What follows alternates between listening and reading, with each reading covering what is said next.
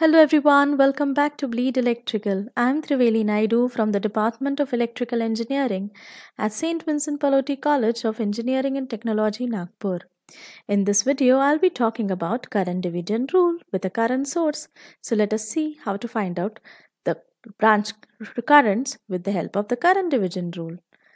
Let me consider this current source over here. This is how it looks like. So in current source, the current has already been mentioned. So I is the current that has been given to you.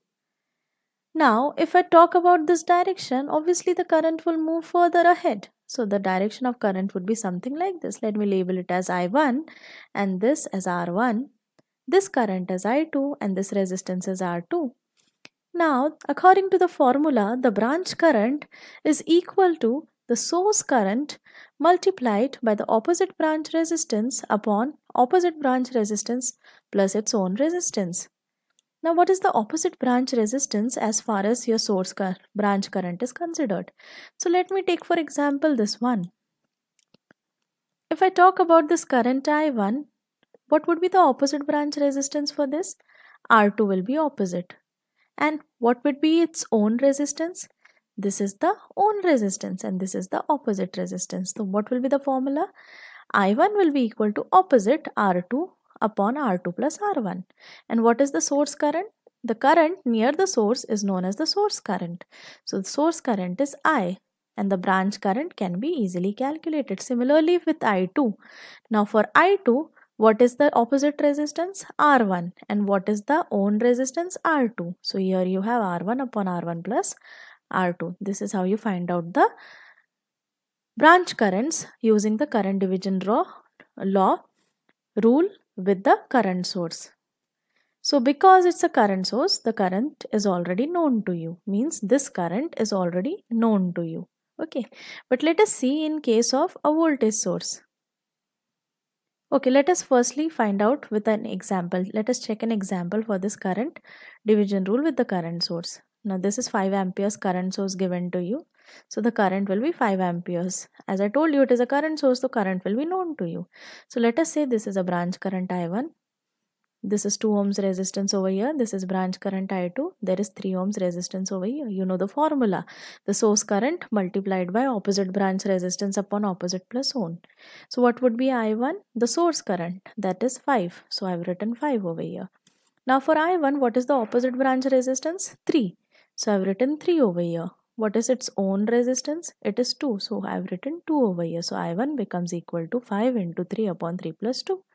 This is how you get the value of I1. And similarly, if I want to find out the value of I2, I would simply see what is the opposite resistance to I2. It is 2 ohms. What is its own resistance? It is 3 ohms. So 5 into 2 upon 2 plus 3. This is how you get the current division rule with the current source. Now, if I talk about the current division rule with the voltage source. Let us take this voltage source E over here. Let us label this diagram R1, R2. Let this current coming from the current source, voltage source be I. So now this becomes your source current. Okay, this is the source current you have. Now this is R1, this is R2. Let us further take this current as I1 and this as I2. Now you have the similar formula one more time. Let us write down the formula I1 is equal to I1 into opposite branch resistance upon opposite plus its own. So this is how you obtain the formula, because for I1 the opposite branch resistance is R2 and its own resistance is R1. So this is how you prepared this formula. Okay, but do you know the value of I1? No, we do not know the value of I1. We have to find out the value of I. Okay, how? Because unless and until you have the value of I, you cannot substitute it in the formula.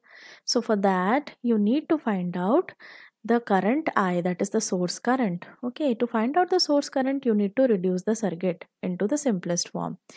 So let us reduce the circuit. I can see these two resistances are in parallel. So let me combine these resistances and let me take it as one resistance. So if I'm combining these two, so instead I'll have one resistance. Okay, so R1 parallel R2. Can I find out the value of I? Yes, obviously, because of Ohm's law, E is equal to IR. So E is given to you. Okay, if E is given to you, I can be easily found out. So I is equal to E upon R1 parallel R2. Okay, so current division rule with voltage source. Let us take an example. 5-volt source, 2 ohms, 3 ohms. This is the current I that you don't know. Let me label it as I1, I2. Okay, now the formula remains the same. Okay, now I need to find out the value. Now let me reduce the circuit first of all. So the circuit reduces and this becomes, this actually I should have written this down.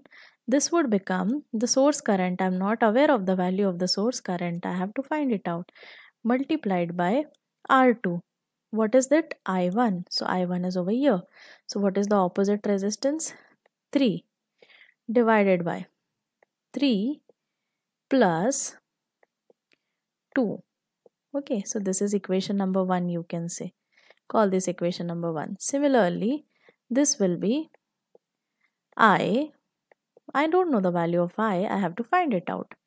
Okay, R1, that is 2 divided by 2 plus 3. This is how you have to find out. Correct. Now, to find out the current I, let me combine these two. So these two are in parallel. So if I connect it like this, 2 parallel 3. How can you write 2 parallel 3?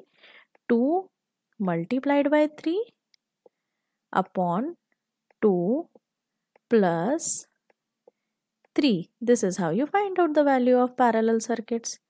Okay, so eventually the current will be voltage divided by the resistance. So you get the value. This is how you obtain the branch currents when you have a current source and you have a voltage source. Thanks for watching.